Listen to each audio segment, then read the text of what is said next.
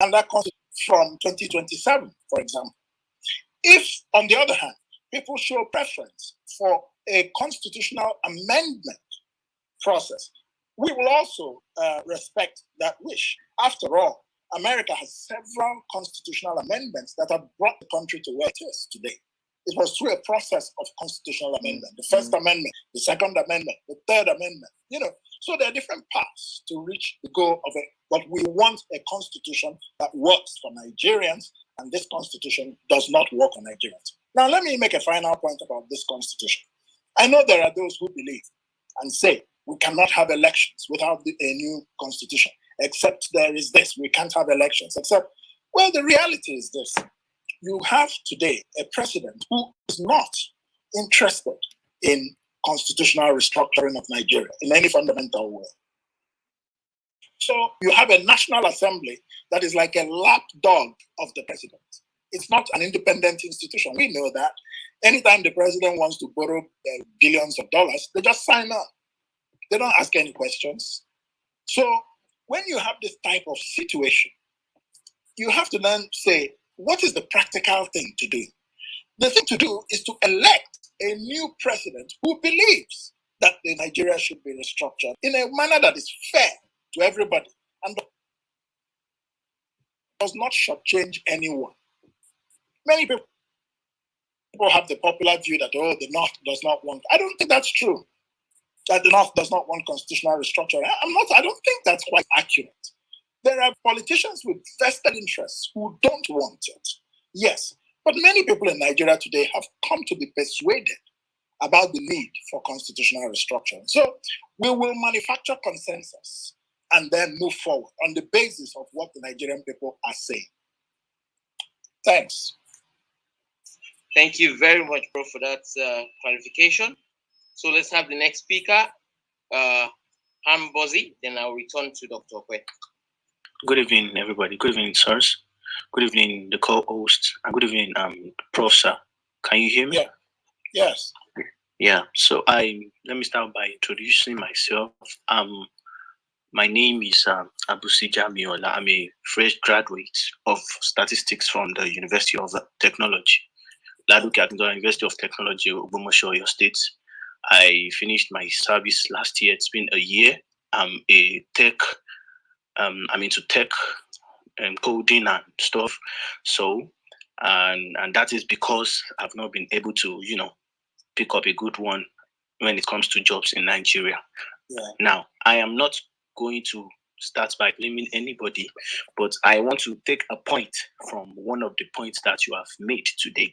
You said you wanted to make sure that that the citizens of Nigeria would be the master and would have the authority to make you do what we actually desire. You understand? And I that is my understanding about what you said. I hope I'm right, sir. Yes.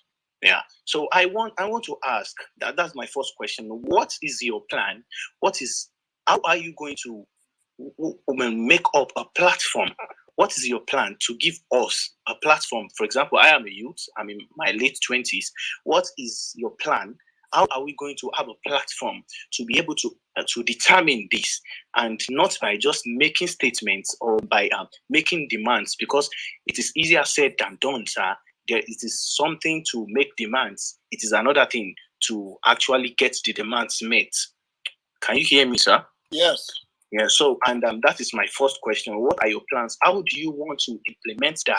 How are we going to be able to get our desires done so that, when we make the desire, we'll be rest assured that we are going to get answered to? And my second question, sir, is that I went through your Twitter and I saw when you tweeted a post of the students that said both students and governments of Nigeria are not actually concerned, or they are not serious. Let me put it that way. I think that's what she said, that both government of Nigeria and students of Nigeria are not serious about education. I want to ask, because I think you made a comment on the quotes, and you said I think you said something about how the country has gone bad for a student to actually say something like that. What is your plan if you are elected president? What is your plan to make students and governments, particularly governments, because if the government is serious about the education of the country, I'm very sure that 80%, if I'm not exaggerating, of students will be actually serious too. So that is my second question. And how do you plan? My third question, sir, is how do you plan to address the economical meltdown that we are facing in this country, which to me, in my opinion, circles around the fact that everything that goes out of this country, currency, talent, and products, material and non-material, is not appreciated enough. And that is the reason why we are not regarded as much as we should be regarded. So that is my top question. How do you plan, if elected president, to go through or to address this issue? Sorry, I'm actually stammering. So that's my third question, sir. I will keep quiet for now. That's okay. Thank you. You're very welcome. You're very welcome, Ambozi. I hope I got your nickname correct.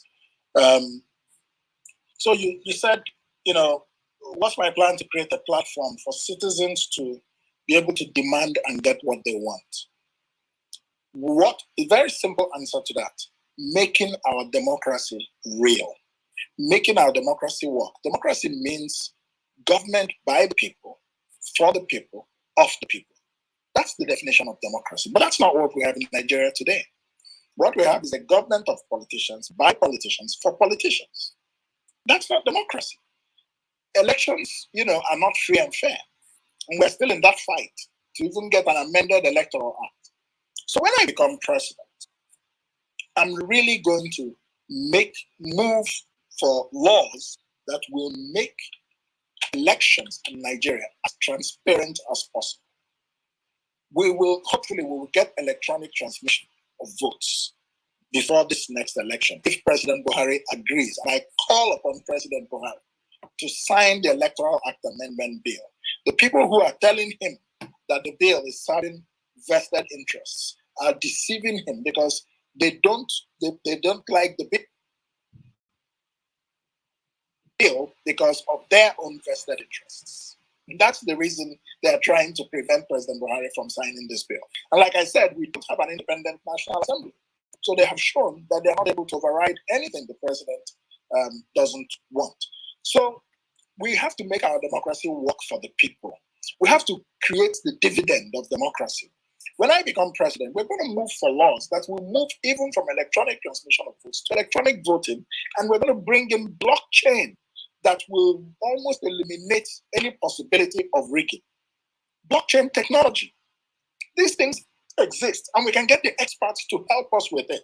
You want a situation where it is possible for people to go out and vote and nothing will go wrong with their votes. We can even move to a situation where people can sit at home and vote through their phones. It is very possible. People do it in BB Nigeria. Why can't they do it for the elections in Nigeria? But first, you have to elect a president who will be able to push that agenda. If you don't come out in 2023 and elect somebody who has this belief, then you will never get it. So there's no excuse for apathy. You must come out and vote. You must get your PVC so that you can get the better reforms that are possible within the electoral system, so that you can get the better reforms that are possible for the Nigerian constitution. You cannot allow the perfect to become the enemy of the good. You must take one step and then another step, because the second step becomes possible only because of the first step you have taken. So therefore my plan is to move for elections, or to move for electoral laws that really place the power of democracy in the hands of every Nigerian citizen.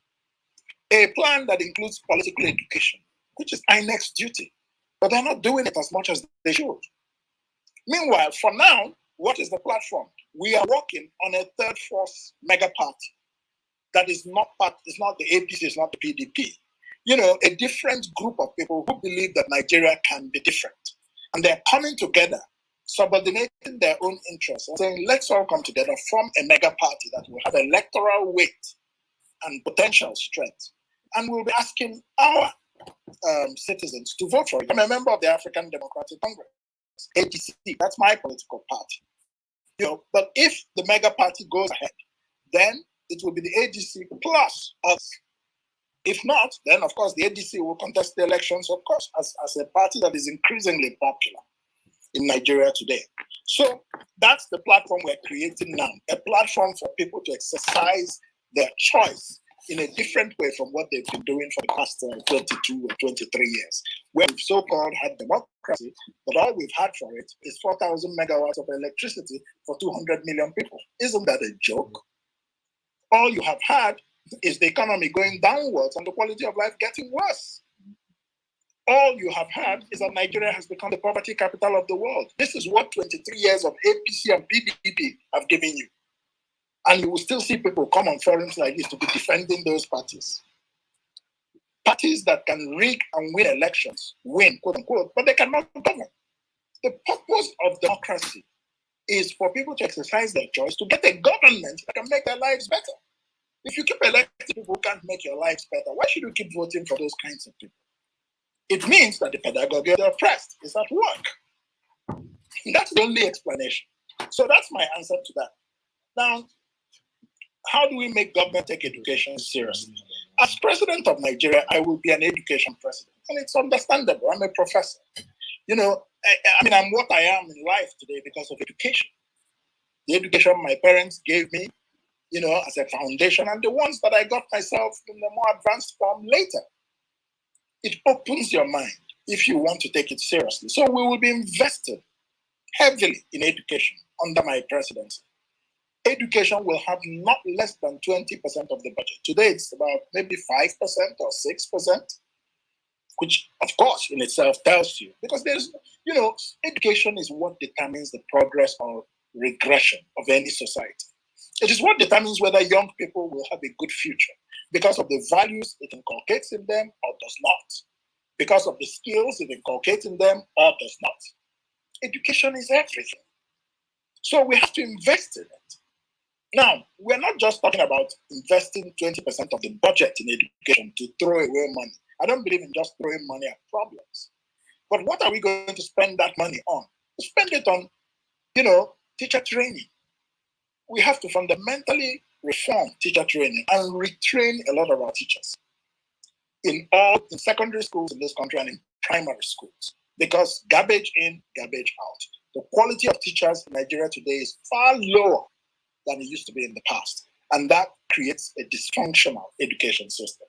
So that is one. We will invest in reforming how our children learn. This is called pedagogy. So it's not about cram and pour. It's about original thinking. It's about people being creative. As a professor in the United States, it was a graduate school, yes, but still, 60% of my exams is your original research paper, your own original thinking and research. 20% is your ability to participate in class discussion and be part of a team or lead a team. 20% is your attendance. If you're AWOL, you lose 20%. Straight. There's no discussion about it. So you see, I constructed 100% in such a way that it doesn't leave a student any room to be lazy. It doesn't leave a student any room to just cram a mimeograph and come and pour it back. No, you must think. So this is important, that we change the way we learn. Third, we must reform the curriculum. Under my presidency, the educational institutions under the federal government's authority, MACU education is on the concurrent list, but those under the federal government, we will make sure that they shift, and we will talk to the states to also move, alongside us to make sure that the curriculum is shifted to become 65 to 70% STEM, science, technology, engineering, mathematics, and then entrepreneurship. Because that's what creates the skills in today's world. You want students not just to have knowledge, which is important, but skills so that they can create their own jobs or get jobs more easily. Then we will invest in educational infrastructure. The learning environment has to be better. So I believe, for example, that in every secondary school, there should be, every child, possible to do this. There are laptops in various countries that are advanced that people use for 1 year or 2 years. Child is like heaven for him or her. You see what I'm saying? So, and then we have to look at the remuneration of teachers and improve it to such an extent that teaching becomes, also we have to restore the prestige of teaching. If you go to countries like South Korea and Finland, for example, you find out that teaching is the most respected profession. It used to be that way in Nigeria in the 40s and 50s. Onye nkuzi, the teacher, to say it in Igbo. People respected teachers. But today, it's not the same because the value system in the country and the president, the national leadership, signals virtue, signals values. If the president's body language shows respect for intellectuals and intellect and teachers, it will become cool once again to win the Nobel Prize. Well, you've got to respect Wole Soyinka, whether you like it or not. It's the only person who has won the Nobel in Nigeria. But when I was young, it was people like Wole Soyinka, people like Chinua Achebe, people like Emeka Anyoko, the Commonwealth Secretary. These are the kind of people who are my role models. So today, we have the wrong role models in the Nigerian society. I respect the arts and I respect entertainment, and we should encourage it. It's part of the creativity. But we cannot, because of that, say that that's what matters. Being an intellectual or having knowledge of what going to school does not matter. No. And that's what that girl was saying in that interview, that she's not even bothered about ASU strike, because for her it's an opportunity to do some other things she wants to do to make money. It shows a fundamental misorientation about the importance of education, knowledge, and skills. So that's my answer to that. Then you asked about how I plan to address the economic meltdown. You want a 10-hour Twitter space? Hopefully that's not what you want. So I'll keep it short and brief. Now, the economic meltdown we have today, the way that I would address it is, first of all, by bringing together a dream team, a competent team. No president transforms a country on his own.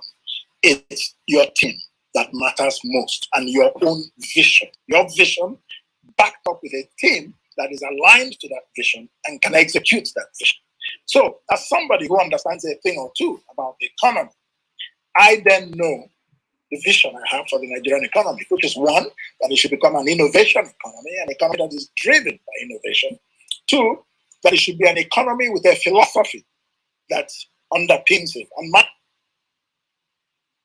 developmental capitalism. Capitalism is the greatest creator of wealth that the world has ever seen. If you doubt it, find out what happens to communism and socialism. Find out why China abandoned communist economics and socialist economics and became a capitalist state, even though it's controlled politically by a communist party. Find out how South Korea became wealthy. Find out how China in 40 years has become a top dog in the world. Find out a lot of things. People can, criticize capitalism. It's the worst economic system except for all the rest. But, so the market should allocate resources. It's much more efficient. But I'm not a dog-eat-dog capitalist. The state also has a role to create an enabling environment, to take care of the old, the aged, through social security. And you find this even in the capitalist countries. So this is the way I would look at the economy. First, there must be an economic philosophical foundation. From there, we move to competent economic policy. Then you have an economic team that can actually execute that policy in various areas to turn Nigeria into an innovation economy and to turn Nigeria into an industrial manufacturing economy that is export-driven. That way, we earn, forex, and our naira can, have more value. It doesn't have to be 1 naira to $1. I'm not going to make you that kind of promise, but the naira should be determined by market forces. But if you create the right type of environment, those market forces can play in favor of Nigeria's economy and bring millions of people out of poverty.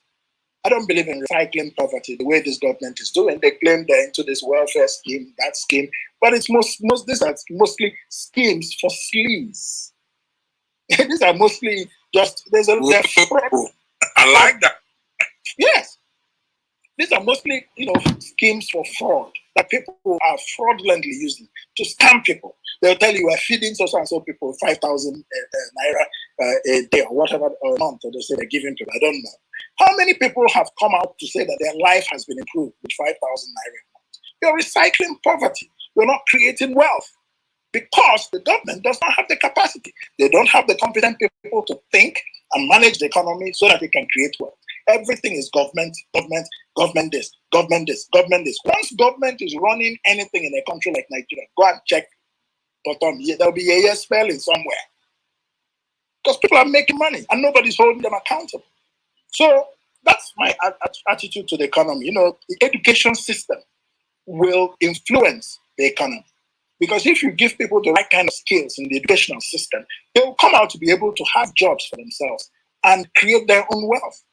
And we're going to set up a 1 trillion naira venture capital fund that will give young people, equity funding to start new businesses. It will finance innovation, So these are the kinds of things and help people to start new businesses. That's the way I'm going to approach the economy. It's going to be a breath of fresh air in managing the economy when I become president. Thank you, Prof, for that.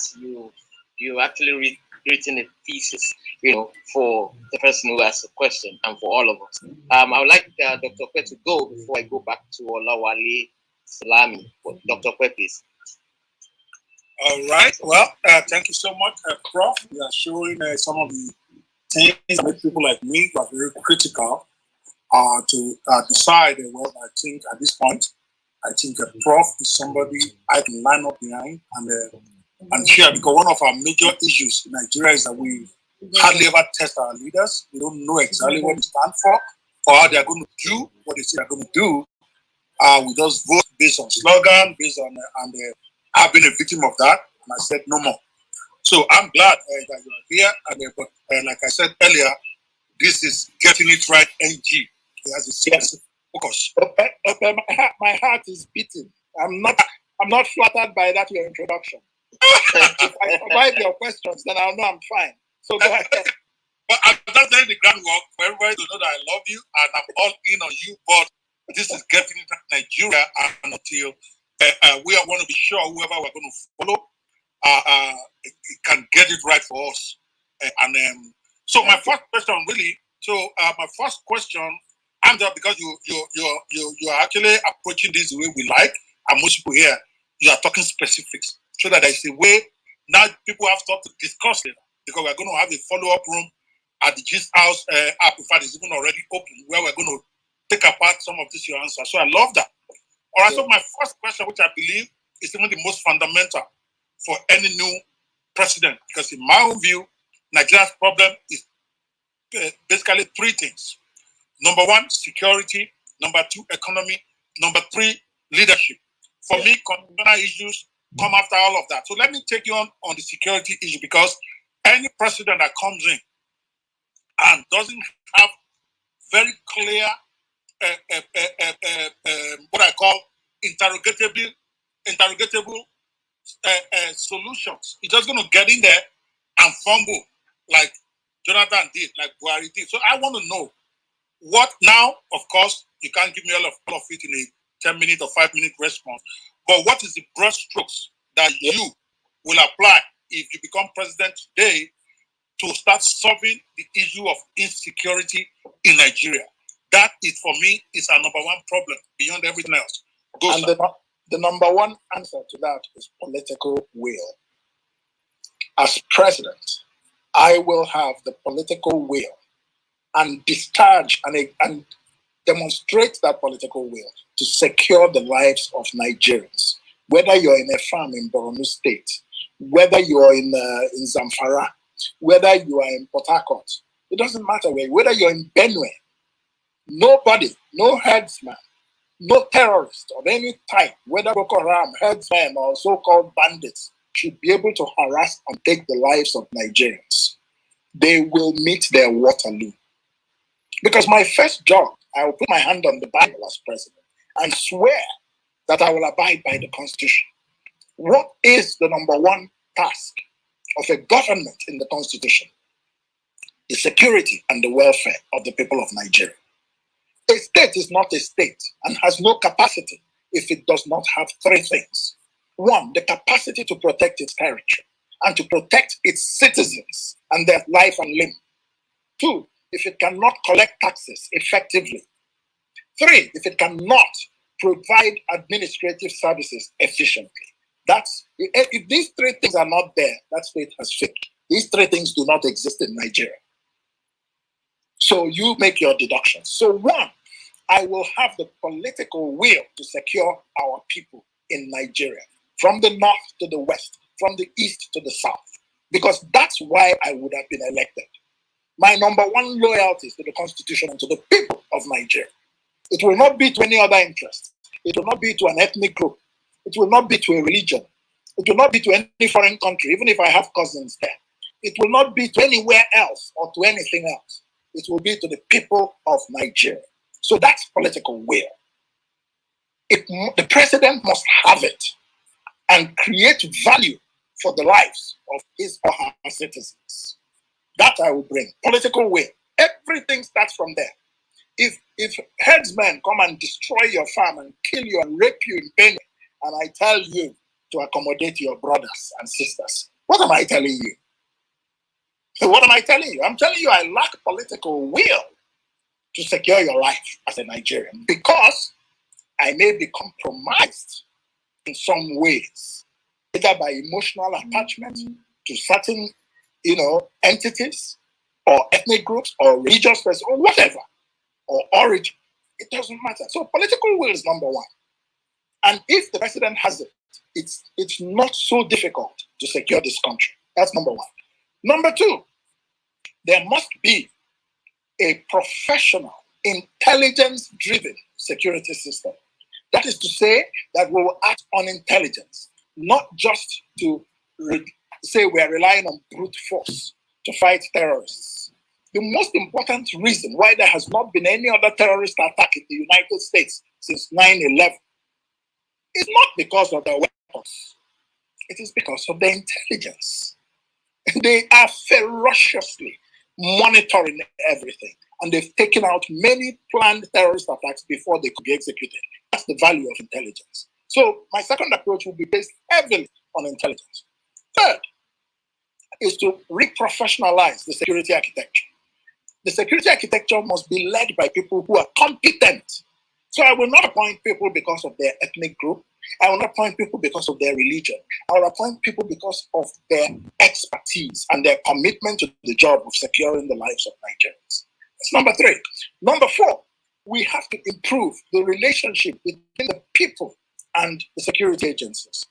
One of the ways to do this, which is very fundamental, is to recreate, to stir again, to stir anew that commitment and patriotism to the idea of Nigeria.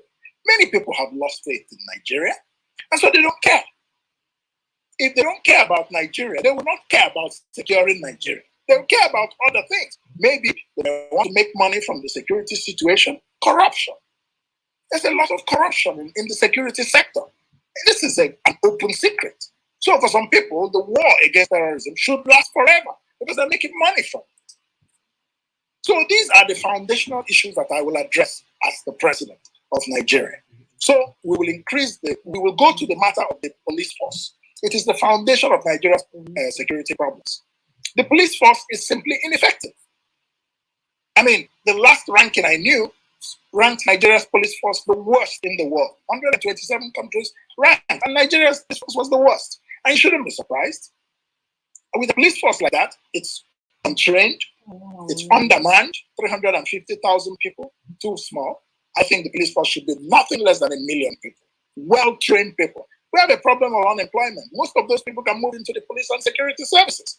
Some of them can move into the army, which needs to increase to about 1 million as well. Security is a big problem in this country, and we must make it the number one priority and find the resources to invest in it by stopping the wastage of those resources in other parts of government, like 37 billion naira to repair the National Assembly. Come on. Come on. All right. Yes. Because I need to press on that. I want to be sure you're done. Okay, because, all right, what we just explained, sir, with all due respect, and I appreciate you so much, is you've outlined a strategy to deal with the symptoms of insecurity. I've not heard anything about dealing with the fundamental issues. That nobody just goes on the street. No, let me explain. When I talk about patriotism, I like to go down a little bit. Go ahead. Let me learn.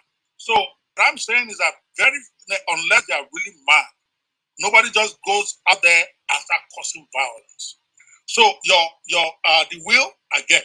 The acting on intelligence, I get. Reprofessionalizing the security system, I get. And then the economy. All those will help us to calm down the patient, basically. Yeah. But we still have to figure out how to solve the fundamental disease that is leading to violence. That's one I want you to address, sir. Okay, let me tell you that fundamental disease that is leading to violence, it's in two forms. One form is that the lack of education and skills in many parts of the North have led people open to being radicalized for religious reasons or for other reasons. So creating skills, creating economic opportunities for young men will be priority. It's a foundational approach to the problem. Second, people who are feeling left out of Nigeria, justice, equity. I will ensure justice and equity to every ethnic group in this country, every religious group in this country.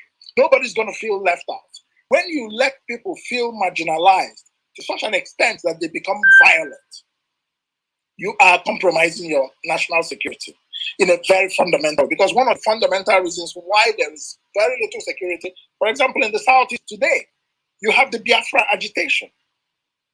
You have that. Why is it happening? Because some people are feeling that they are not part of Nigeria, and Nigeria doesn't regard them. Nigeria doesn't want to give them an opportunity that they give to other parts of the country. So, as president, I will not allow this type of feeling to develop, whether in the North, whether in the South, whether in the East, or in the West. So, these are the fundamental things: the economic issue and the issue of nationhood. If people don't care about their country, they can bomb it down. So these are my attitudes in terms of how I will address the fundamentals. If people are not committed to Nigeria, why would you be surprised at what is happening? But if you create justice and equity, the situation will calm down. People will lay down their arms. I've been in the United Nations as an international peace and security official, involved also in counter-terrorism operations. So I understand these things. The religious issues, the issues of nationhood, ethnic persecution and marginalization, and absence of economic opportunities. These are the main drivers of insecurity in Nigeria. And then corruption. Corruption, of course, is huge. And so you have to audit the expenses of the armed forces. You have to. You can't just believe whatever they're quoting for you. You have to look at it, because some people seem to be profiting. Let me take in another because that is, I'm sure we're going to be taking it up over and over in future meetings. Let me ask one more, then I'll let others take a crack so that I don't monopolize the stage. It's a conversation still on this one issue, because I have 5 issues, but I want to press on this security issue and then come back later to the others. Let me just throw it at you, simply because you're a stand-up guy, and I know you will say straight up. There's no avoiding the matter. You are president today. They swear you in. They give you that Bible. You step down. You look around you. Nnamdi Kanu is in jail. Yes. Sunday Igboho is somewhere in Cotonou. The Biafrans are, and when I talk to Biafrans, I'm talking about mostly those who are pro Nnamdi Kanu, or who are pro a separate state for the Igbo. Yeah, exactly. IPOB. And even those who are not IPOB, who really want a separate state for Biafra. How do you deal with that? Because that's not something any president can sweep up the table if they don't address it. The first 100 days in office, that a government is about to fail. So how will you deal with Nnamdi Kanu?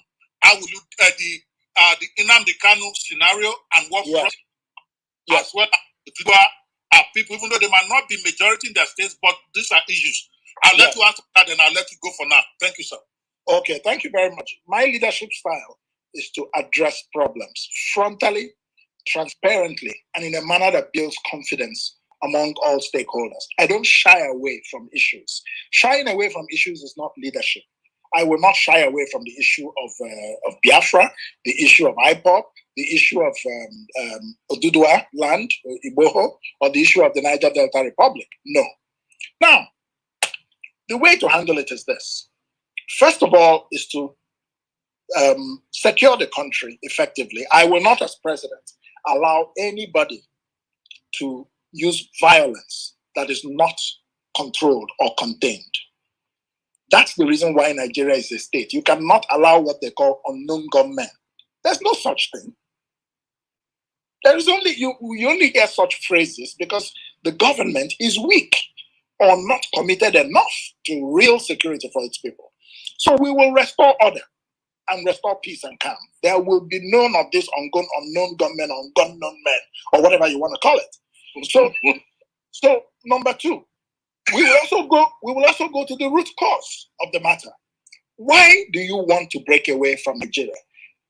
You cannot break away from Nigeria, but we will make your life better.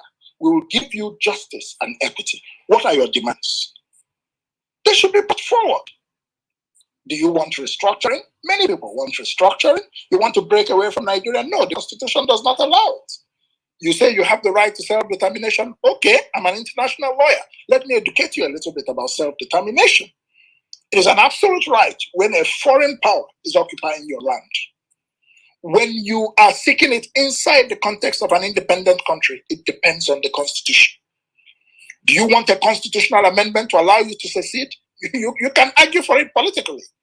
But after all, in Scotland, what is going on? Several attempts for Scotland to gain independence have failed because the majority don't want it at this time. In the United Kingdom, this is the issue with Northern Ireland as well. Play within the political space. You cannot take up arms. You cannot, want the country to break up.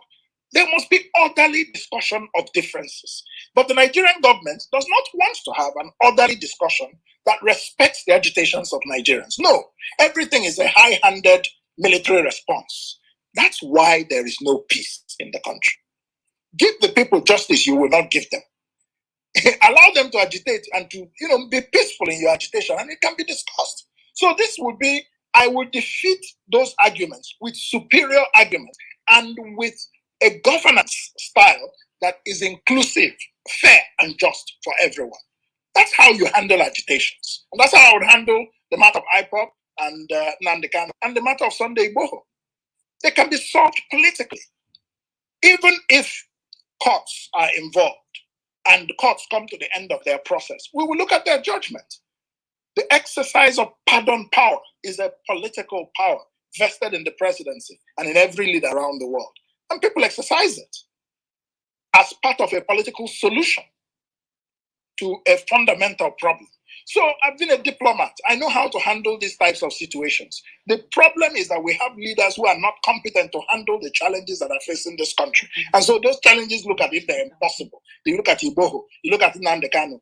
I'm not dismissing them as light matters, but they're not rocket science. Let me just put it that way. Solving those things is not rocket science. It can be done if you have a leader who has vision, competence, and fairness in his heart. And fairness to everybody, not fairness to one side and lack of fairness to another side. I will not allow any ethnic group in Nigeria to treat any other ethnic group in Nigeria as if they're subordinate. It will not happen in my presidency. But I will not allow any ethnic group to ride roughshod over any other. Everybody will have their rights and we will have peace. Period. Wow. Thank you so much, sir, for addressing it so frontally and so I appreciate you. It's a big elephant on the table that I know people who want to harass you on, and I wanted to. It's not too big for me. I've dealt with bigger issues. Thank you so much, sir. Saga, back at you. Let's let other people have cracks at him. I'll be back later. I'm still here. All right. Thank you very much for that, and thank you for the quality engagement. I would like to tell our audience we have 81 requests, and we have about 1,159 guests in the rooms and still counting. I want everyone to reduce their questions to one.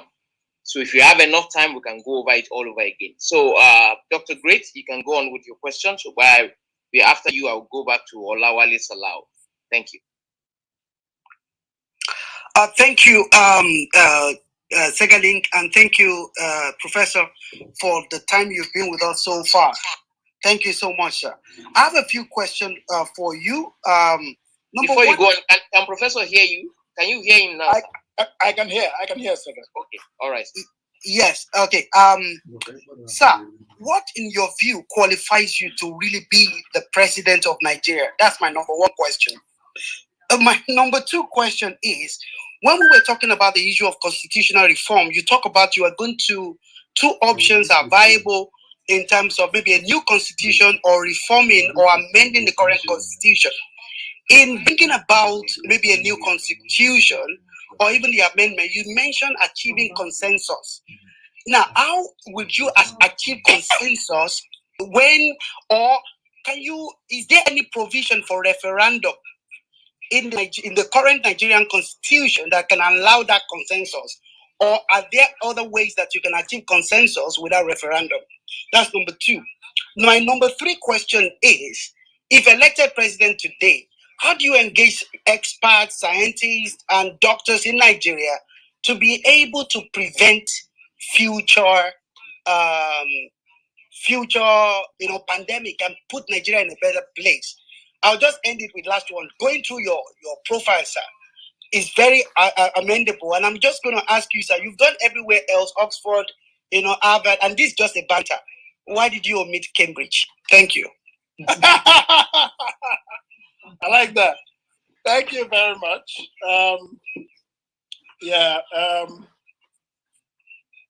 Thank you. That's a very good one. Okay, let me take the first question. What qualifies me to be president? The first thing in my view that qualifies me to be president is that I am prepared for the responsibilities of the president. This is where we get it wrong fundamentally. The Nigerian president has four basic functions: national security, the economy, nation building, that is to say, managing diversity and building strong institutions, and then fourth, foreign affairs. The reason we get bad governance in Nigeria is that we elect politicians who have no backgrounds in these four things I have mentioned. And you elect them as your president, maybe because they've been a governor. And we think that once you're a governor, you're automatically qualified to become president. I would argue no. Let us look at what a president has to do 24/7 for 4 years. And then select our next leader based on who is equipped in those ways and prepared in the area of national security.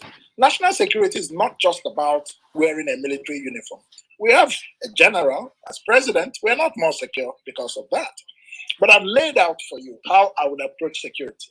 I have experience in international security operations, cross-border security operations that have to deal with situations like Boko Haram. I've had that experience in the United Nations and in other countries.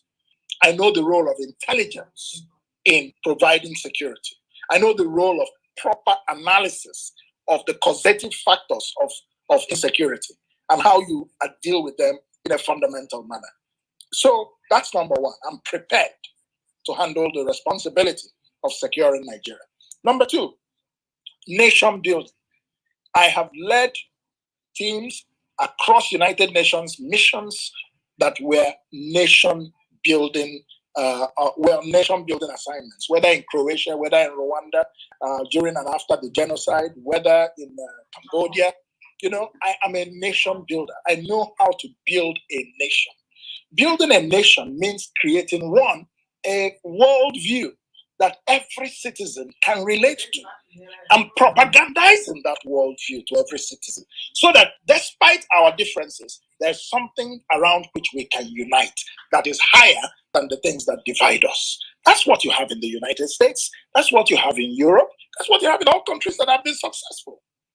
So I am prepared as a nation builder with experience in rebuilding failed nations, going through what Nigeria is going through today. I am experienced and knowledgeable in the economy, how to create prosperity, how to create economic policy, how to create economic philosophy. That I have as a former deputy governor of the central bank, and not just holding a title, but in terms of what I actually did while in office, and in terms of the economic ideas I have put forward in books that I have written. So that I have the knowledge and I have the practical leadership experience in economic management with results. 4, foreign affairs. I spent 17 years in a career in international diplomacy in the United Nations. I have a doctorate in international relations. It's my specialty. Many people do not know this, but I've lived several lives in one life. I started as a lawyer and as a journalist, moved into diplomacy in the United Nations, moved into business as an entrepreneur and a consultant in Switzerland, moved into the economy as a central banker, and later on as a professor, and finally ended up as a politician. Can you imagine? I ended up as a politician. Finally. No regrets, because that is the ultimate. That's where the solutions can be found. So that's why I believe I'm qualified to be president. Another very important reason I'm qualified to be president is that I have a heart. I have empathy. I hate the suffering I see every day in this country. And I believe it's needless. So I have the right motive to seek office. I'm seeking office for the right reasons, which is to help to give our people a hand up. I'm not seeking office to steal their commonwealth. I'm not seeking office for vanity's sake. I'm seeking office because I'm prepared. I have solutions. And my heart beats for people, young people who have no future, no jobs, and no hope. The women who are being maltreated in all kinds of situations. Widows who cultural restrictions are making their lives miserable. You name it. Because if you don't have the heart, you may have the knowledge, but you can be cruel. And when you're cruel, you don't care. You get power, you make money, and you go away after 4 years or 8 years. You were brilliant, but you didn't use your brilliance to help people because you did not have a heart. So these are some of the reasons why I believe that I'm qualified. Nigeria, the third reason is that what does Nigeria need today in its president? Nigeria does not need the people who have spent all their lives in politics. If you spent all your life in politics in Nigeria, the chances are that you're not going to be able to think differently if you become the president. You've become a part of the system. You've grown up in it. We have a proverb in Igbo that says, you cannot become left-handed in old age. If you're a normal man who uses his right hand, you cannot at 70 years start using your left hand. This is what happens. So the person who is best qualified is somebody who has the leadership experience in the functions of the president, has the heart, and has not been tainted by Nigeria's political system. That's the kind of leader we need. Somebody who is visionary and who will take us into the 21st century. If you want to recycle the old leaders, they'll keep doing the old things that we're all complaining about. They'll tell you they have experience. But what has the experience done for us? The experience has made us poorer. The experience has made us insecure. They'll tell you they have structures. Their structures have made us poorer. Their structures have made us insecure. So if we keep recycling the same people, then the responsibility for our misery is with us, and we cannot blame anybody else. Stop blaming your leaders. Blame yourself for voting for the wrong people. Stop blaming anybody else but yourself for voting for a party but the wrong candidates. Vote for the person first before the party. If you like a candidate, find out his party or her party and vote for the person. If you feel that this candidate is popular, don't say, oh, he's not, or he's competent. Don't say, oh, but he's not in APC, PDP. He can't win. So you're voting for a winning bandwagon to nowhere. People who can win elections, but they cannot govern. That's not the basis on which we should be selecting our leaders in 2023. On the second question, how do I achieve consensus? You said, if there is no provision for referendum, are there other ways to achieve consensus? Of course, there are two provisions for referendum in Nigeria. One is if you want to recall a serving member of the National Assembly. The second is that there's provision for referendum for boundary adjustments. Those are the two conditions for referendum. We don't have referendums like you can have in the UK, for example, and some other countries to determine issues of whether you can secede or whether you can stay in the country, those kinds of things. If you look at Canada, if you look at Spain, they've had these kinds of challenges as well. Canada with Quebec, but some accommodation was made for them. And French became an official language in Canada, rather than for Quebec to break away, you see, and various other dispensations that were given to them. But today they are happily in part of Canada. That's what I talk about political negotiation. And I believe that restructuring the country back to federalism will deal very, almost completely with these demands for agitation and breakaway. It's because of the constitutional structure. It's suffocated a lot of people. So that's my comment. But you can achieve consensus in other ways. You can hold, as president, I will hold town halls every 3 months. Every quarter, I'll hold a town hall in different regions of the country. And people will be interacting with you as president in a very direct way. You take their questions, you answer them. You ask them questions, they answer you. It is participatory leadership, participatory governance and democracy. That's what we must bring back, not the big man politician attitude. So there are many ways to build consensus. We can have people, we can do opinion polling, put out the issues, put out the facts about issues and poll people and see what they think and use what they think as a basis for policy formulation and execution. So that's that. Now, on the matter of scientists, how do we prevent COVID? Our public health is, of course, very weak, as COVID showed us, because we're not investing in it as well, just like education. The biggest need for investment in Nigeria is in social infrastructure. That's number one. That is education and healthcare. Health is wealth. So we're going to invest a lot more in our public health system.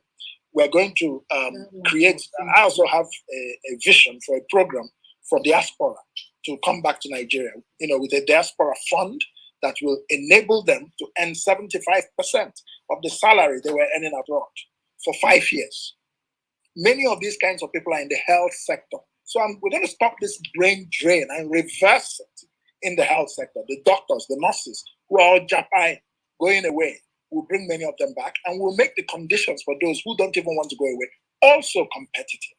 This is how we would build our health systems and create the skills, the pharmaceutical manufacturing that can support public health in Nigeria.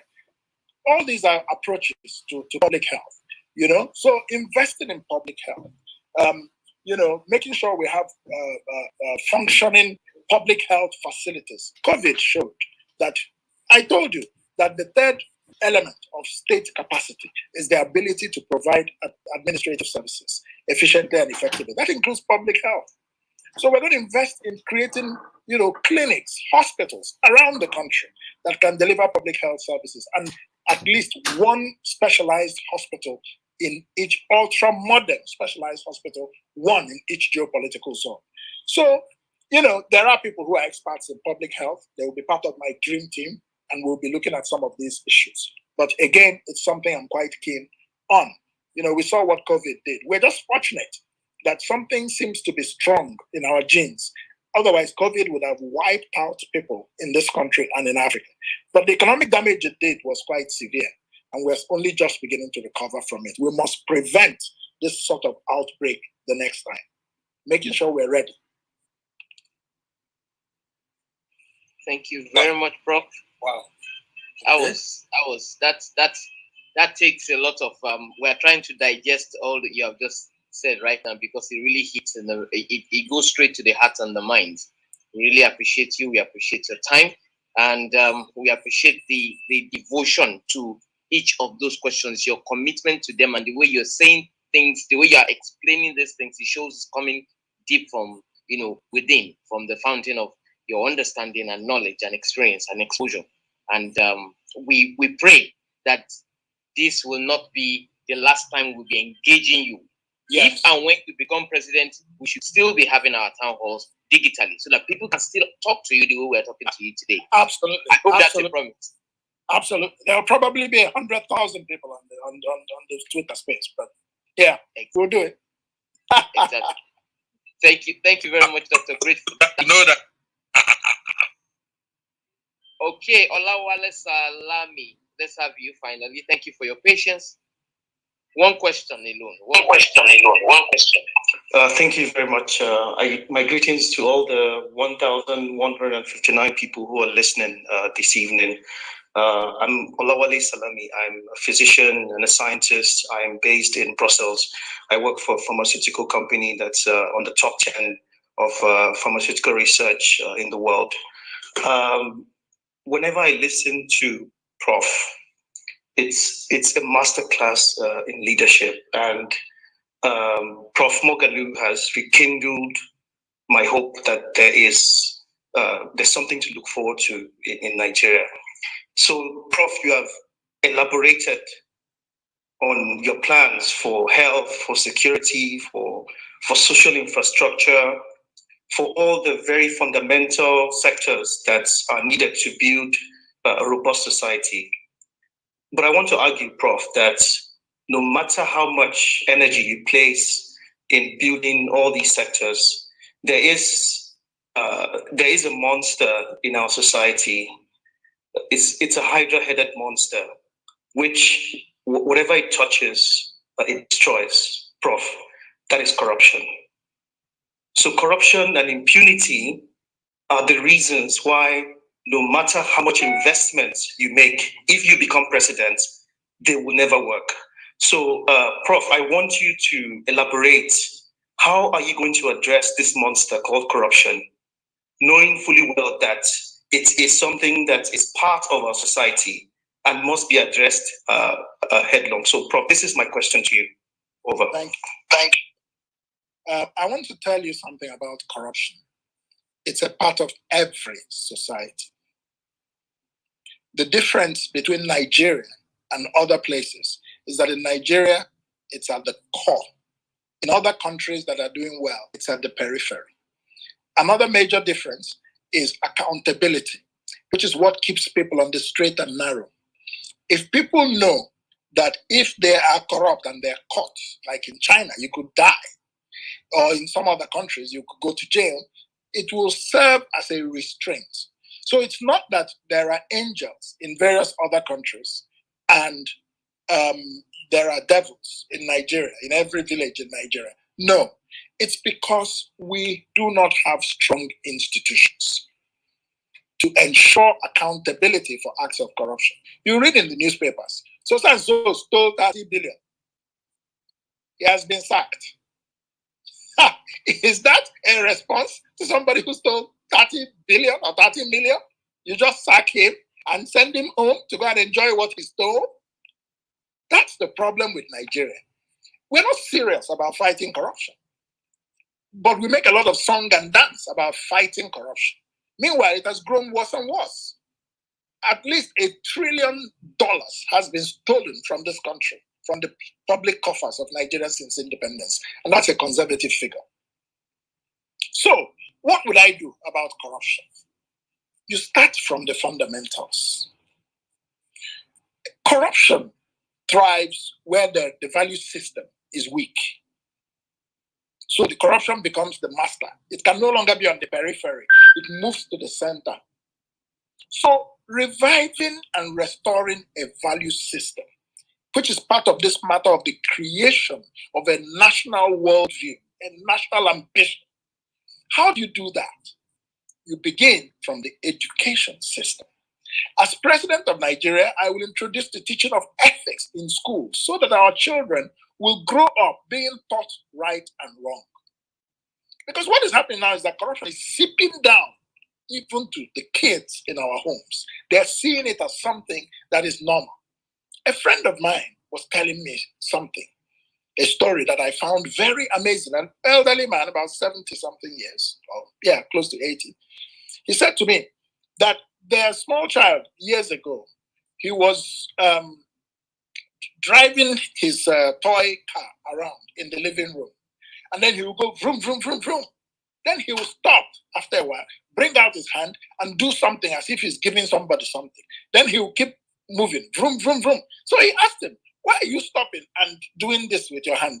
Then the child replied, Daddy, it's for the police. I was stunned by this story. He said, imagine how I felt. This child is now internalized in his head. He's playing with his toys, but he's factoring in what he has to give to the police at a checkpoint or somewhere. So, but imagine if this child was in a class and ethics was being taught to him. What's right, what's wrong? Why what is wrong and what is right. And what are the consequences of following the wrong path? It would help that child grow up with a correct kind of value system. Not everybody will conform, but at least you get 70, 80% conformance with those value training. That's number one. Number two, we fight corruption in a preventive manner with systems of accountability or of oversight. 60% of the corruption in Nigeria is legal and legalized. How? It goes through the budget.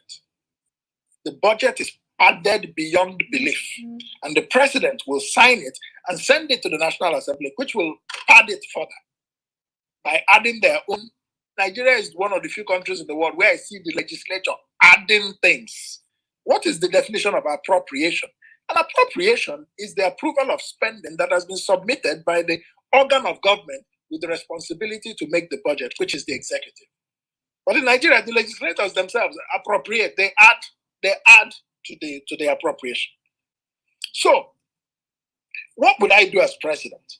Every budget that is presented to me, I'll subject it to a forensic audit before I submit it, before I approve it, and then send it to the National Assembly. That's how you deal with budget padding. You submit it to experts. I'm not an expert, I'm not a forensic auditor, but you have organizations like Budget, you have forensic accountants. You can take this document and take it apart, come back to you with a report. Is this a true document or a fake request? And I'm sure you will find that 80, 70% of what's there should not be there. That's where you begin to deal with corruption. Then you go to the National Assembly and you have a dialogue with them. So that's number two. Number three is that there must be impartial accountability for acts of corruption. You don't use corruption as a political weapon, which is what it has become in Nigeria. Many people who want to be your president have issues with corruption. I'm not one to talk about competitors or people, so I will not mention names or be personal. But I'm just trying to show you that in a country where you have people who have well-known corruption cases or issues hanging over them, but they're trying to be your governor, they're trying to be your president, they want to be senators. It means that corruption has become institutionalized and nobody really cares. All that is happening is that there's a show being made of fighting corruption. And sometimes the people who are making the show of fighting corruption are the most corrupt themselves. But the people who are supposed to check corruption are not checking them because they're in power today. So, this is why Nigeria keeps ranking very high on the corruption index. Very, very high. The final thing I will say is that we have to look at the fact, why are people corrupt in Nigeria's public service? Because there is no social security. Because people are afraid of what will happen to them in their old age. So they steal today so that they can have a house tomorrow. What if we had a proper housing plan that afforded every Nigerian the ability to own their own home and have a roof over their heads with a mortgage system that is much more advanced than what we have now? When I was in the central bank, we introduced mortgage financing with the Mortgage Refinance Corporation. But we still need to improve these things, make it affordable to the everyday citizen. We need to have a social security system for old people so that when people retire, they know they can be taken care of. Even the most capitalist systems in the world have that. America has social security. So these are the foundational issues around fighting corruption. And this is how I will address the monster. It's going to take time. It's a cancer. You're not going to just kick it out overnight. But this is how I would begin. One of the things I don't want to do is to overpromise and tell Nigerians that, oh, once I become president, every problem in Nigeria will be solved. Nigeria is in very deep doo-doo. It's going to take time to solve its problems. What I would do is to lay the foundations, hopefully in a way that is irreversible, to begin to move the country in a very different direction from what has happened in the past. That is all I can promise. But I cannot tell you I'll wipe out corruption in Nigeria within 4 years. I'll be deceiving you. But I'll make it much more difficult. I'll make it more costly for people to be corrupt. That I can assure you. Thank you. Thank you very much, Prof, for the time, and thank you very much for that robust answer. Let me take on Abodimachi. Abodimachi, all right, go on. Hello, house. Hello, everybody. Hello, Kingsley. Moghalu. Hello. My name is Abodima Shimbiko. I believe I'm a radical political reformer, a think tank. Okay, and I want to be honest. And I think the problem we have in Nigeria is that we are, and I'm sorry to say, majority of us are not honest people. That is why we dabble into things that we know that is not possible, and we think it can be possible. First of all, Prof, do you believe Nigeria is a democracy? And second, do you think INEC at its present state can conduct, as we know, democracy is one man, one vote? Do you believe INEC in 2023 can conduct a credible elections? Because that will be the standing point for people like you to come in. Because you know why people say APC, either you be in APC or you be PDP, is because they believe Nigerian politics don't work. Nigeria election vote don't count. That's why people go to meeting. They're gonna meet IBB somewhere. IBB is one man, one vote. If you believe in democracy, why should I beat IBB if I want to run for election anywhere in Nigeria? So that is my question to you. Do you believe in your heart? You have to define. You have to define IBB. Is that Igbo bad boy? No. IBB is Ibrahim Babangida. I said I just give you, godfatherism. People meet. Okay. You go and meet Obasanjo in Ota. You go and meet IBB in Niger. You go and meet the other one in Niger as well, Abu Salami. These people are irrelevant. They don't. Number one, they don't have anything to contribute in advancing Nigeria. Nigeria needs radical political reformers. Everything about Nigeria needs reform, and you know that. Everything about Nigeria needs reform. And that is why these men they can't reform anything. So now my question is: do you, as a human being, do you believe in honesty that INEC, as it is today, can conduct a credible elections in 2023? Do you believe in heart of your heart? That is the question. Thank you. I think the answer to that question will depend largely on whether or not President Buhari signs the Electoral Act Amendment Bill, and we can have statutorily supported electronic transmission of votes. So the taste of the pudding is in the eating. INEC in 2019 performed very poorly. I think that's not secret. Everybody knows. And I think the INEC themselves know that. But it seems they are trying to improve their performance. There are two reasons why their performance is not improved. One of the reasons is that INEC does not understand the first thing about project management. An election is a project, and it must be managed as a project. There must be a risk management approach to the elections. What could go wrong? How do we make sure that what could go wrong does not go wrong? What are the backup plans? So INEC, as far as I'm concerned, the elections of Nigeria can be awarded as a project management contract to a firm that can actually do it. INEC can choose to subcontract to make sure that things happen the way and when they should. They don't do this. They leave everything within their own capacity. And at the end of the day, the challenge overwhelms their capacity. That is number one. Number two is the fact that there are loopholes for rigging or falsification of results. That's one of the reasons we want the Electoral Act Amendment Bill signed, because it will help to reduce this. It may not eliminate it entirely, but it can reduce it significantly. So 2023 will depend a lot on whether we have this electoral act amendment bill or not, and whether INEC has learned any lessons. The proof of the pudding is in the eating. All I can say for now, and I cannot speak for INEC, all I can say is that they appear to be trying to do a better job in 2023. Well, let's see if the law will enable them to, and let's see if they're logistically and project management prepared enough. Instead of making promises or giving us hope, at the end of the day, stories. So it's a difficult question to answer. When you ask me, will INEC conduct credible elections in 2023? Only God knows. That's the only way I can answer it. Only God knows. God in heaven knows. I don't know. I would like to hope that they do. But the taste of the pudding is in the eating. So you ask also whether Nigeria is a democracy.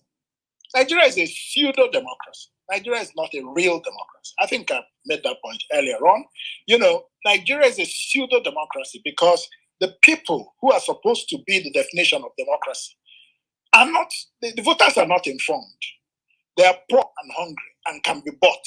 So they're not empowered citizens. They don't take rational decisions about who to vote for.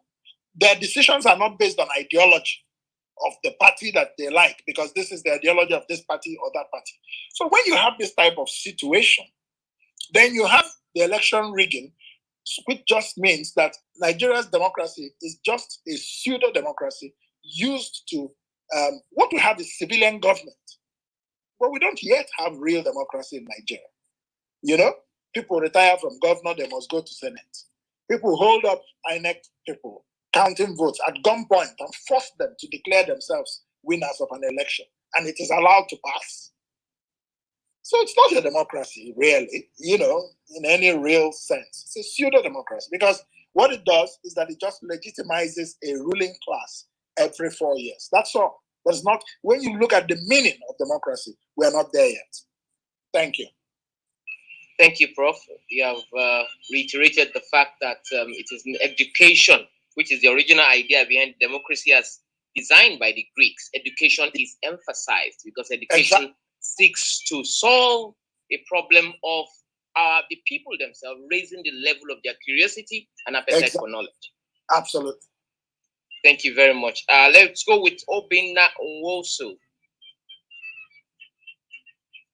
Please unmute yourself. Good question. Good evening, Prof. Can you hear me? Yes, I can hear you. Okay, excellent. Now, Prof, I want to make this brief so I can allow others speak. Recently now, there's been this talk about, we know the direct primaries and the indirect primaries, and now there's this talk about consensus.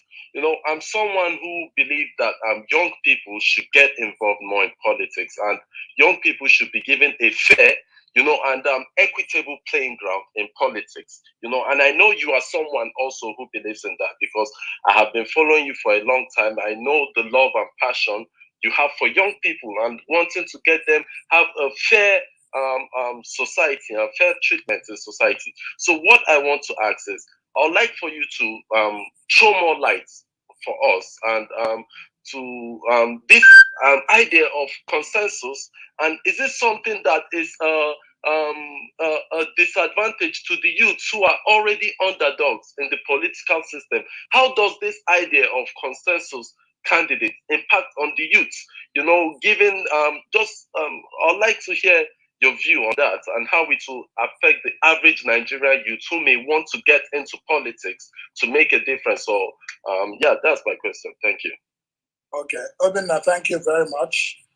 Consensus candidate simply means that a political party has as one of its options, the use of consensus. That is to say, consensus can be conducted in, first of all, there's a risk there that it can be used to mask a cabal influence, for example. People can be intimidated or lobbied into the appearance of a consensus. You see what I'm saying? So that's one risk.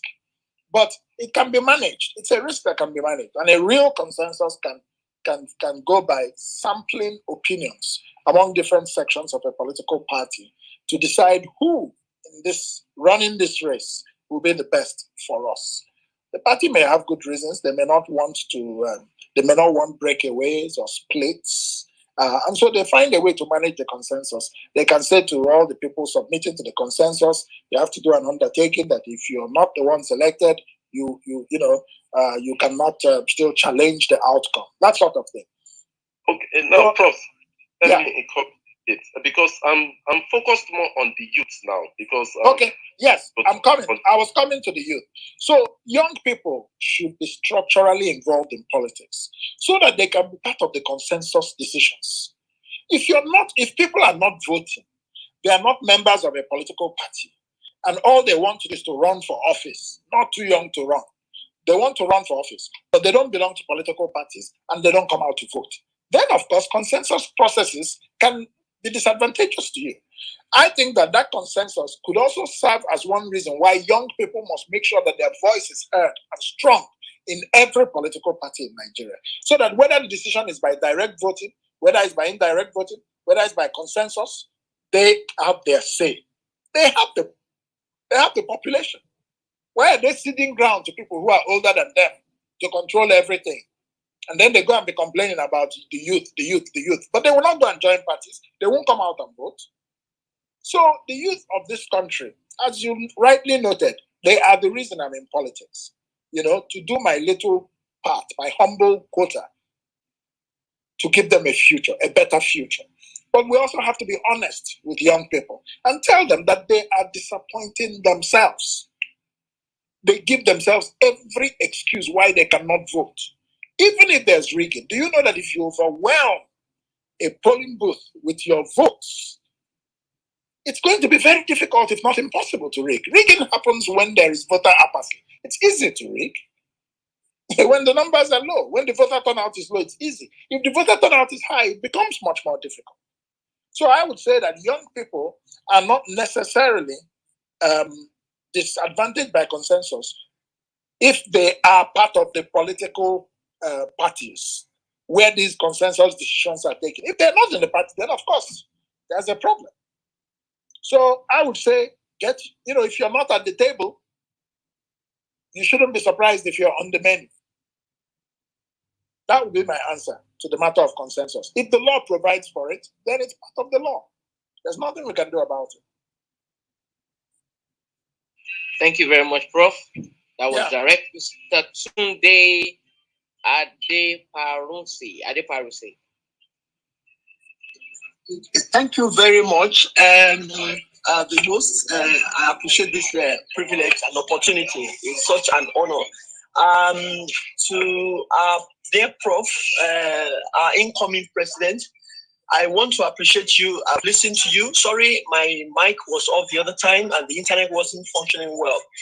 I don't know if during the time I was off, if somebody asked this question. And if nobody has asked, I would like to ask the question. I believe it's the bedrock of everything we are discussing here. Recently, I wrote an article. By the way, I'm Tunde Adeparusi. I'm a researcher in criminology. I recently wrote an article that was published by Punch, and the title of that article was 2023 Viewing 20 Room of Insecurity and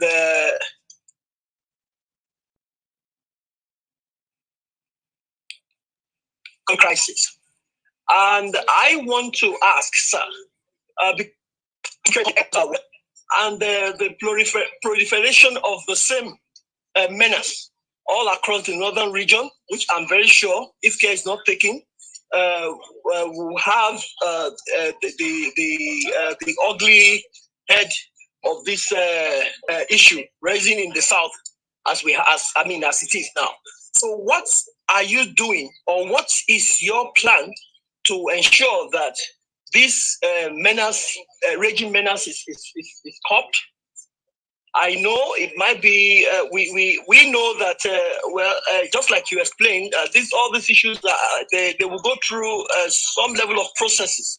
But what are your strategies, or what is your plan to ensure that the issue of insecurity in Nigeria is taken care of?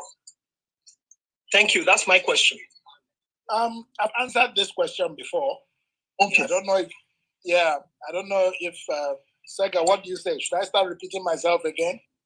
I think we'll just ask him to listen. When we're done, he should listen to the entire stretch. The recording will be available on the timeline, so you can see how, because he actually dealt with the problem stage by stage.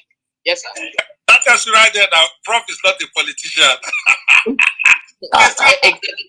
Exactly. Somebody just gave him another opportunity to say whatever he wants to say. He's asking whether he should answer. But Prof, give us something very brief. Okay. Okay. All right. And I get a best point as well. An opportunity to make a point should never be missed. Yes. So, anyway, I said, my dear brother, that the matter of insecurity has to be dealt with foundationally. Looking at economic opportunities for young people, especially in the Northwest and the Northeast,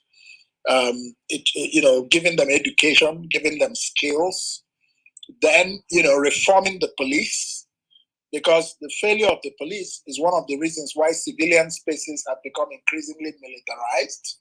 In fact, the Boko Haram problem became a huge problem when the police, as part of their habit of extrajudicial killings, killed Mohammed Yusuf, the leader of Boko Haram, and they became much more radicalized than they were. So the police reform is really very important, specialization, training them in human rights, and so on. We have to strengthen the capacity of the police and the armed forces, and we have to make very strong use of intelligence rather than just relying on military hardware. If you look at the terrorists in Sambisa Forest or wherever they are, and you go and say you bought Tucano jets, Tucano jets will bomb, yes, but they will not dislodge the people. If you don't have the ground troops to take territory back from these terrorists, that's what you need. You cannot crouch in a defensive posture and then you're sending airplanes to be bombing them. No, the airplanes are bombing, you are advancing. The airplanes are bombing, you are advancing. I'm not the one to teach Nigerian generals military strategy, But why is it that terrorism and insecurity has remained for the past 12 years very strong? It's because the strategy is wrong. And also, possibly, there are issues of corruption involved. So that's my answer. Thank you very much, very much. The Prof here is actually, with the way he's answering questions, is changing our views, as to how we view Nigerian problems or even problems generally globally. Every day we are presented with a choice to either remain on our routine or allow the unknown to seduce us. Prof here is taking the bull by the horn and sticking, he's saying that if we stick to our routine, it will preserve our ignorance, and taking a step of faith may elicit some drama that will bring out the best in all of us. So thank you very much for your question. And the Prof, anytime I say anything to summarize what you have said, if it's correct, please let me know so that I can correct myself. I'm still your student. All right, R Bookie, B Bookie, is it B Bookie? Okay, B Bookie. Just abbreviation. Good evening, everyone on the panel in this space. I have a recommendation in terms of education before I ask my question. I applaud your move towards moving Nigeria towards STEM, but please, at the level of the universities, don't leave hard engineering for the professors. I'm begging you, I'm on my knees. If you are the president, don't do it. Over here in Europe, every single thing is driven by the industry. Like when I did my master's, my first master's, an entire semester, I was taught directly by directors in companies. Yes. Engineering. Yes. All not even low-level managers, directors in the companies. They are all justly to come back to the class to teach. That's a national priority. And secondly, on the issue of focus on education, we should not educate Nigeria for the sake of education. It should be driven towards a national policy. Yeah. And for example, you can look at the policy of a PJ Calab of India, and of course, General Sin in Egypt is doing it right now in Egypt.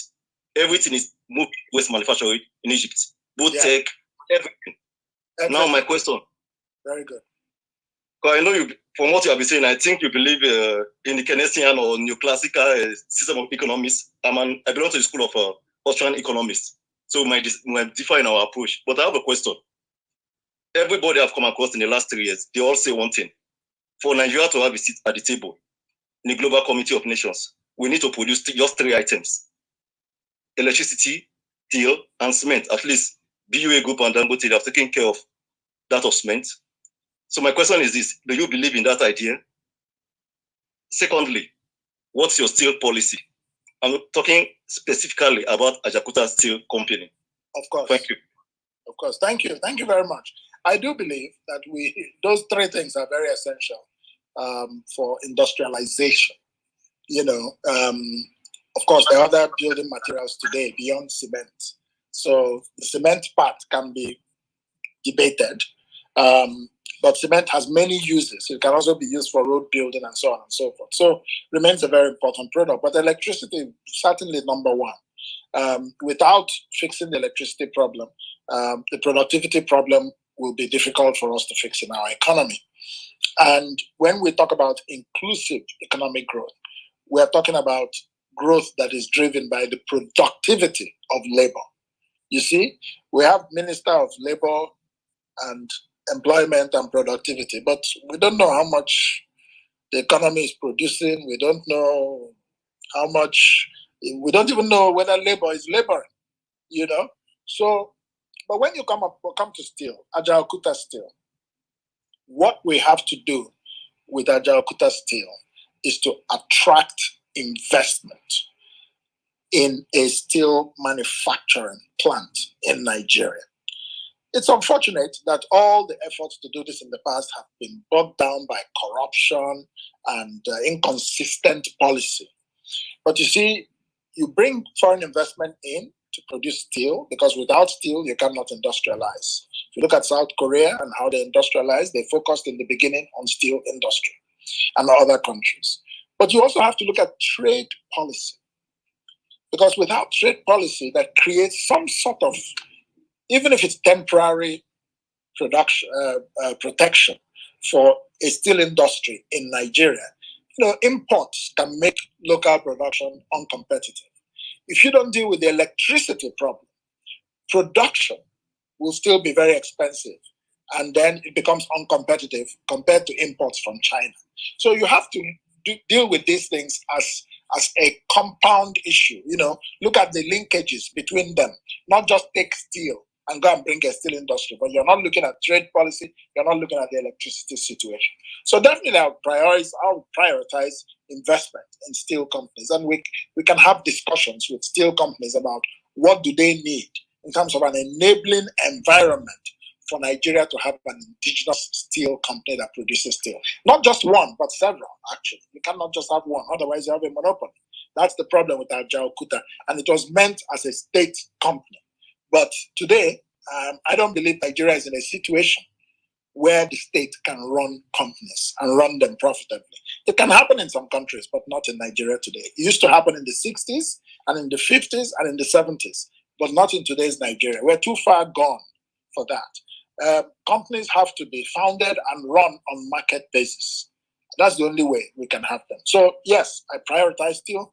We will attract investment in steel, but we must find out why is it not happening?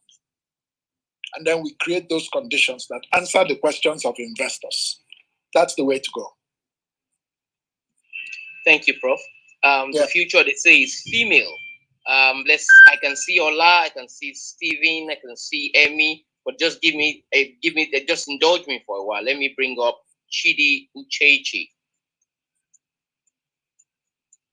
Please unmute your mic. Okay, I don't think she's there. Oluwatosin, are you there? Yes, I am. Oh, okay. Are we Mohammed Bashir after Oluwatosin, please, second? Okay. All right. Good evening, everyone. In Nigeria and other places.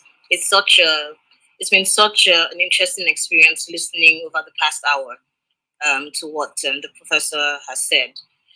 I have been very actively involved, just in a very civic way as a citizen, in politics in Nigeria, just doing my bit by registering to vote, going to the polling unit, and in doing these very simple things, I've learned a lot about how it works.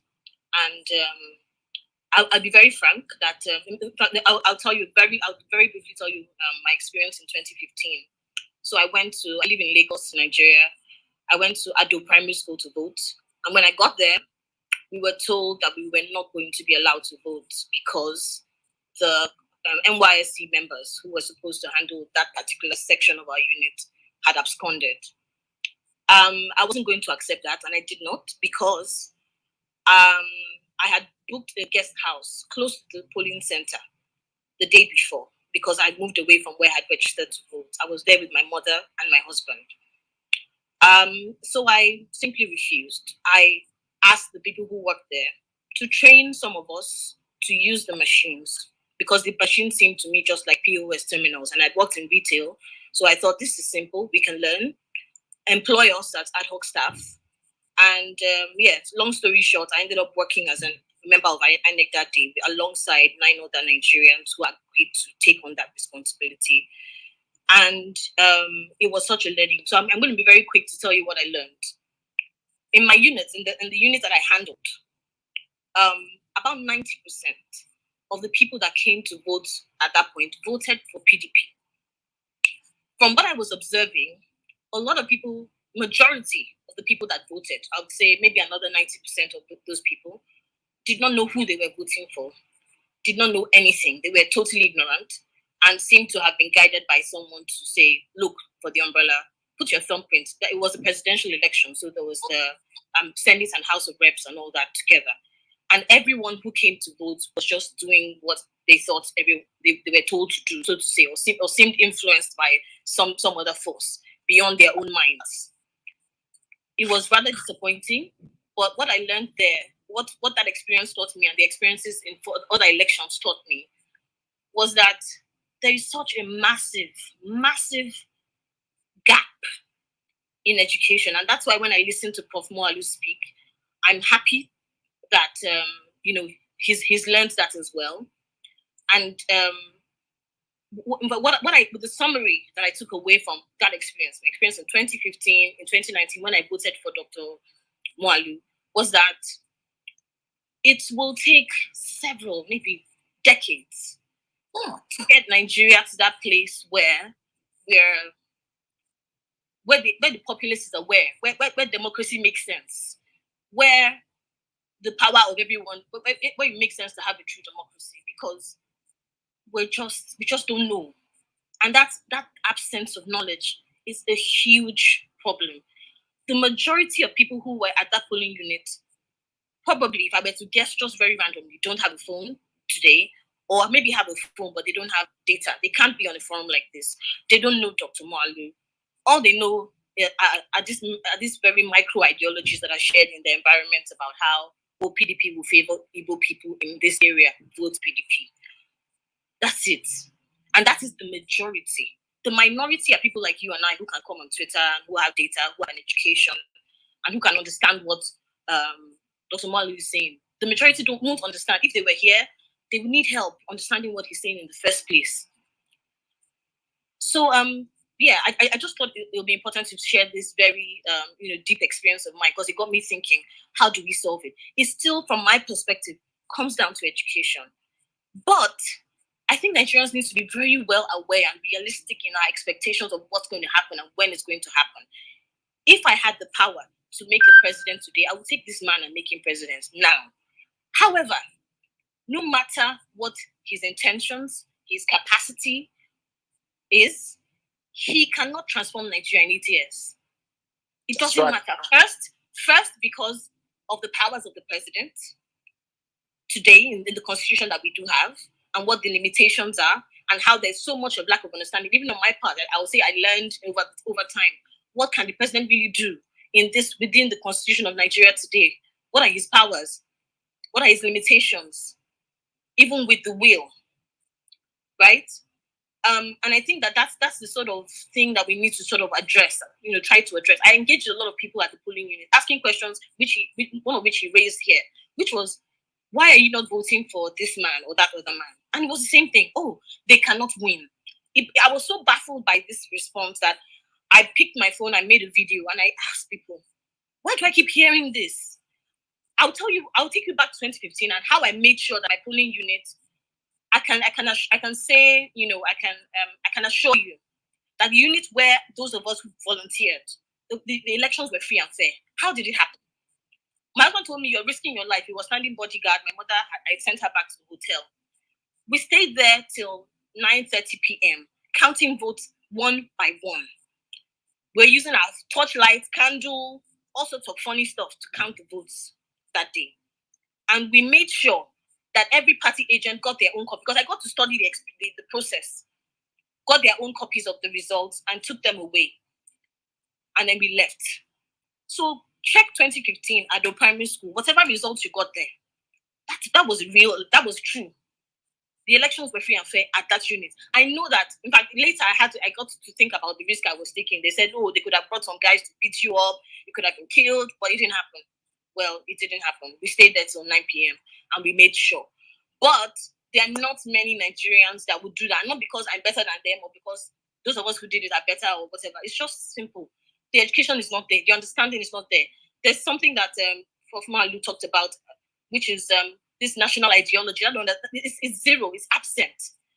There's no understanding. And without that, what's the reason? What's the motivation to go risk your life at the polling unit? I had just been married. I didn't have a kid at the time. So why go do that? Young pharmacist, maybe I done 6-7 years of practice at the time. What was the motivation really? I'm motivated by a will to do the best that I can in any situation. So I voted for him regardless. I knew that everyone around me thought it was a stupid, pointless vote, but I did it because I thought I'm passionate about. I'm motivated to do what I think is my own little bit to solve a problem. But I learned so much in that experience. And whoever wants to be president of Nigeria, honestly, very frankly, I don't think you can be president of Nigeria in 2023 because unless there's a massive change in strategy from what you did on the campaign side. There is. Yes, unless there is, and I'll be curious to hear. I think that would be my question. What has changed? Because that woman with the rapper who came to vote and did not know what she was doing doesn't know you. And if she doesn't know you, she's not going to vote for you. And the votes do count. I'd like to let Nigerians know they do count. It's true that they can be disrupted at some units. That's why the politicians do what they can to disrupt things. They count, they matter. But if this woman, if all that this woman knows is that PDP is going to help Igbo people and she can vote, then there's no chance for the right people to get there. We'll just continue in this cycle. Distinguished. Yes, so thank you very much for your contribution.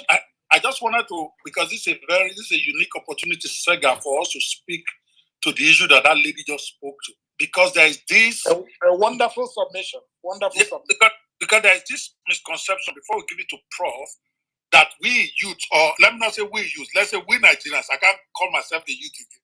Let me not struggle myself into where I'm not. But most of us Nigerians tend to believe this election is always rigged. But we don't go there to vote. We don't go there to go get our PVC. It's that simple. What you just explained is correct. People, when you are there to vote, it will surprise you. You can only rig where you are popular. But we stay on the social media, we stay everywhere, and we say, don't bother, because that is why the Moghalus of this world are not winning. Because those who really believe in them, they don't go take their PVC. And that is what must change, in my personal opinion, for the people of Nigeria to claim back their mandate, whether you are for Moghalu or you are for Dele Momodu or whoever you are for. You got to do the work. You got to be there. You can't change the system if you are not voting. If you don't have PVC, sounds trite. And I'm just using it as a preaching thing, not necessarily as a question, that the key, if your votes don't count, why are these politicians buying it? If your votes don't count, why are they rolling out bullion vans on day of election to bribe you, to buy people's PVC? Of course it counts. And by the grace of God, if they sign this electoral bill, it will even count more. But if you don't have the PVC on that day, it don't matter how much you love Prof, or how much you love Sowore, or how much you love anybody, you're not going to be able to play. You're going to be on your Twitter and be running commentary. So I just want to use this to beg everybody, go get your PVC. You may not know we are going to vote for now, but your PVC is power. This old school, they know that. These old school people, they know that. They know that we're just going to be talking on this social media we will not go get the PVC, so on that day will become irrelevant, and then we claim they rigged it. So thank you, my sister, for that input. But Prof will come in, but Saga, maybe you want to put in a word before we give it to Prof, because this is a good moment to encourage people to go get their PVC, get the weapon first, then decide later. Thank you. Give this to Dr. Kingsley, Professor. Let me commend distinguished Oluwatosin for that contribution. But I want to say, I want to charge all of us. We all have our personal and collective responsibility when it comes to picking our leaders. We keep saying this, people are not on Twitter, these people don't know so and so. It is our responsibility to become evangelists of what we believe in. Take the message to them. We did NSAS. I didn't knock on the door of Okada riders or meat sellers or conductors. Somebody took those messages to them. So let's talk to ourselves. Talk to your neighbors. Talk to your workers at your domestic staff. Talk to your barbers. Talk to your hairdressers. When you're buying fish in the market, talk to them. Engage these people. You know, and also show them something you can give in your polling booth very close to your area before the election starts. Go there and familiarize yourself with the area. Look for them there. I didn't tell them who to vote or anything, but I was responsible for a lot of things. So people were asking me, oh God, who do you want us to vote for? I said, no, vote your conscience. And I educated them about the options that they have. And they were very happy. So we can do that as well. So I'll hand over the mic to Prof to add to this. Thank you. Thank you. Thank you. My dear sister Oluwatosin, thank you very much. First for your personal support politically for me, but also for this contribution you've just made, which is very illuminating, quite frankly, and goes to the heart of the problem about whether or not we actually have a democracy. The people who vote in Nigeria are massively illiterate. Even when they're illiterate, technically or functionally, they're politically illiterate. You know, so this question of people being told who to vote for is because they're not able to make informed choices. They're not educated as voters. So we come back to the question of voter education. It is really very critical if our democracy is to have any meaning. You asked me about strategy. The strategy is twofold. I want to focus a lot on that level where you spoke about the people voting, the people who are not informed. We have to reach them in this election and make sure that they come out for people like me. That is number one. So we have to, that's a question of local structure, community structures, you know, and a community-based campaigning system. Then, you know, we also have to talk to the educated, the students, the young people. Many of them are officially educated.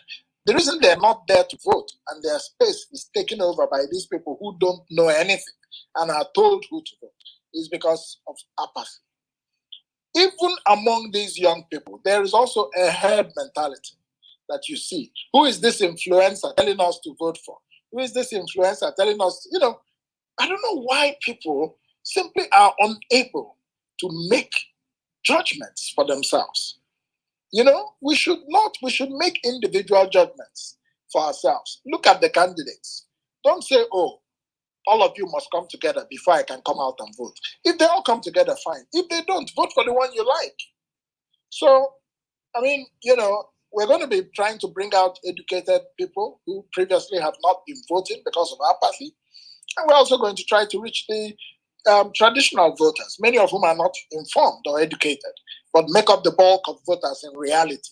And that's why, you know, social media is not useless, but at the end of the day, what actually moves the cheese is those uneducated village voters and all of that. And so this time around, we just have to make sure we reach them as a priority. Thank you very much, Prof. Let me quickly move to Mr. Mohammed. Mr. Mohammed. All right, thank you very much, Mr. Sega. Can you hear me? Loud and clear. Yes, thank you so much, and thank you, Mr. Professor Moghalu. Thank you, Sega. My name is Muhammad Bashir. As you can see, I am from Kano. I'm a journalist, actually, managing director of one international news medium, Hijra TV. We have our office in Ghana, our head office, and Nigeria's office is situated here in Kano State. And I'm also the marketing executive of the company. I worked with Channels Television. And currently, actually, I'm working also with Nigeria's Custom Broadcasting Network in Abuja. I am, beside being a journalist, also a politician. I just resigned from my position as Deputy Zonal Director of Atiku Kawai. It is an organization that supports Atiku Abubakar, Well, I think I have to reveal this to you that I developed interest to start supporting Mr. Kingsley because of two people here in the building, Mr. Oshodi and Mr. Inyoma, because they've educated me about who Mr. Kingsley Moghalu is. And I actually think it is a necessary responsibility on me to be here and to all the time be in support of him. His ideology actually are very impressive. I have some things, even though Mr. President has spoken, and I want to at this juncture tell him that I am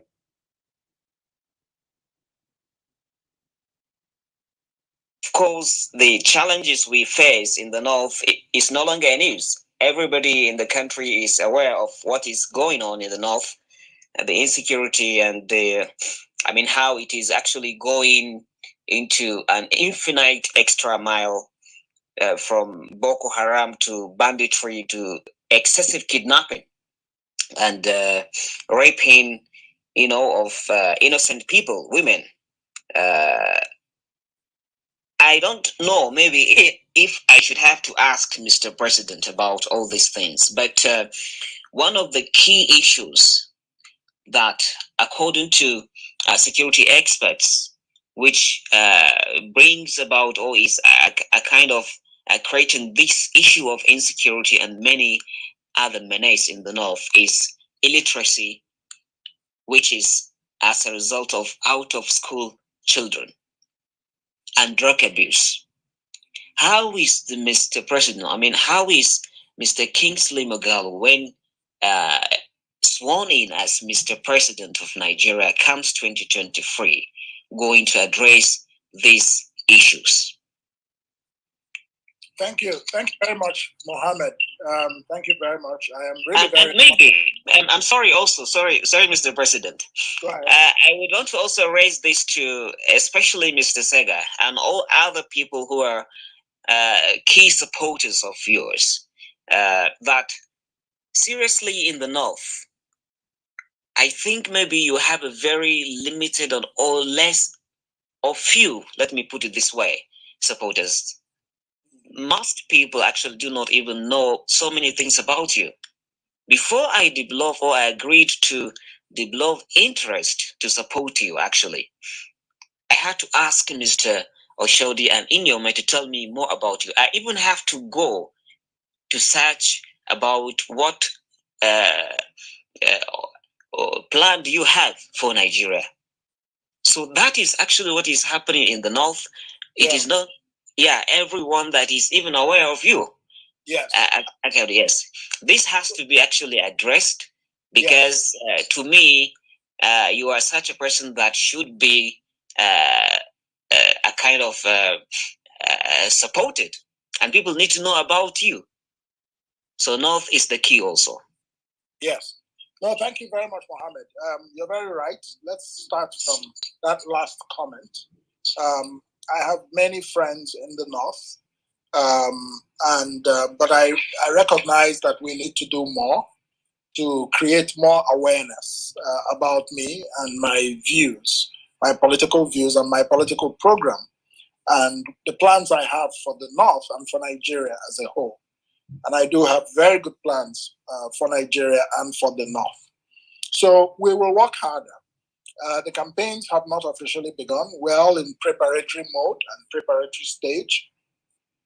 Some people are moving around as if the campaigns are almost over, but I think that is more of a sign of desperation But we are preparing, and that includes with the infrastructure to be able to wage this battle of publicizing my vision in the northern part of Nigeria. And we will definitely do that very, very, muscularly, very robustly. I can assure you.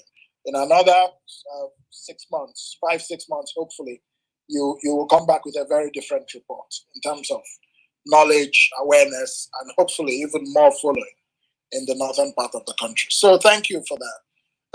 You talked about, and I also want to commend you and your courage for resigning from Atiku Kawai to become a political supporter of mine. That is very commendable. It says you're very courageous. It says you have your own mind and that you're looking for something that is in the best interest of Nigeria. I'm very honored to have your support. I want to tell you that. And if you want to know how to work with other colleagues, you can go to moghalufornigeria.org, register there and make contacts, and we can link you up with other networks that we have in the north. So basically, yes, I agree with you that illiteracy and drug abuse are two very big problems facing the north. The out-of-school children, that phenomenon, majority of it is in northern Nigeria. So we're really going to create an incentive-based system to support, people going back to school in the north. There has to be a special education program for all these almajiris. We can combine normal Western education with religious knowledge for those who want it, so that the two are not necessarily mutually exclusive, if you see what I'm saying. We will give them training in skills so that when they graduate through those educational programs, they will be able to actually take care of themselves and not have to join Boko Haram or bandits and things like that. We also have to work very well with the Islamic religious leaders in northern Nigeria, because they have an outsized influence in the affairs of the Islamic North. And so we must be able to identify allies. Mark you that most of these problems of Almajiria and so on, they are problems that should be dealt with by state governments, not the federal government. But nevertheless, bless you, sir. Yeah, we will be interested, and we will partner with state governments to do what is best for the citizens of Nigeria in that part of the country. Drug abuse, again, rehabilitation centers, public education, skills training, providing people with economic opportunities can take them away from a life of drugs and crime and so on. So these are huge problems, but we will have the experts who can help us. I'm not an expert in everything. I cannot tell you I'm an expert in how to handle drug abuse. But there will be people in my government who are experts in social policy, which will include drugs and crime. So we're going to deal with these things with the expertise and the political will and the partnership that is necessary with state governments, with Islamic traditional leaders, very, very, very importantly.